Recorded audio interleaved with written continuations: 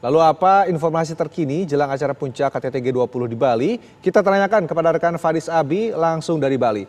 Fadis, bagaimana pengamanan di sana dan sudah adakah delegasi negara lain yang tiba di Bali?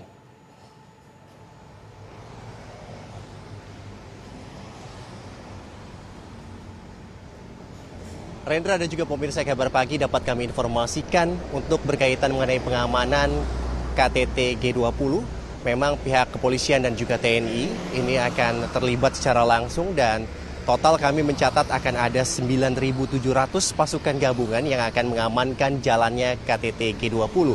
Di mana dari selain itu juga pihak kepolisian juga menambahkan pasukan cadangan. Kami mencatat ada sekitar 3.500 pasukan cadangan yang disiagakan apabila diperlukan dalam pengamanan KTT G20. Selain itu juga dapat kami informasikan pihak kepolisian juga menyiapkan kurang lebih sekitar ada 4.600 CCTV yang disiapkan atau sudah terpasang di sejumlah titik di Bali untuk memantau sejumlah kegiatan masyarakat.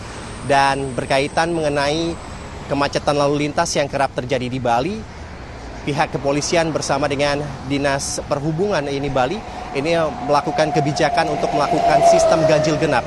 Sistem ganjil genap sendiri ini diberlakukan dari tanggal 11 hingga tanggal 17 November dari pukul 6 pagi hingga pukul 10 malam.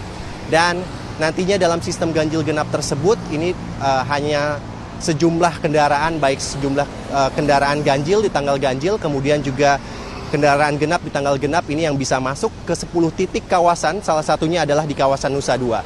Selain itu juga untuk sejumlah truk-truk pembawa bahan pokok ini seperti bahan-bahan kebutuhan ini dilarang untuk melintas terlebih dahulu dari pukul 6 pagi hingga pukul 10 malam.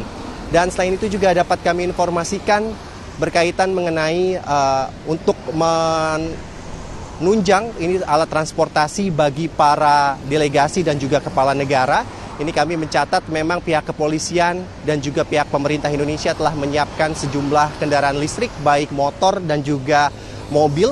Ini dalam jumlah ratusan dan selain itu juga untuk kebutuhan lainnya untuk menampung sejumlah tim lainnya. Ini pihak dari pemerintah telah menyiapkan 41 bus listrik yang nantinya akan mengakomodir transportasi bagi para delegasi. Dan selain itu juga Rendra dan juga pemirsa berkaitan mengenai kedatangan delegasi, kami memantau memang sejak tanggal 9 November ini para delegasi telah hadir di Bali.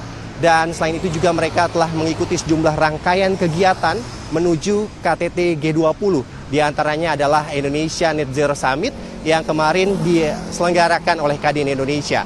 Dan selain itu juga dapat kami informasikan Rendra dan juga pemirsa, memang untuk kapal atau pesawat pembawa kebutuhan bagi para delegasi ini telah hadir di tanggal 8 November.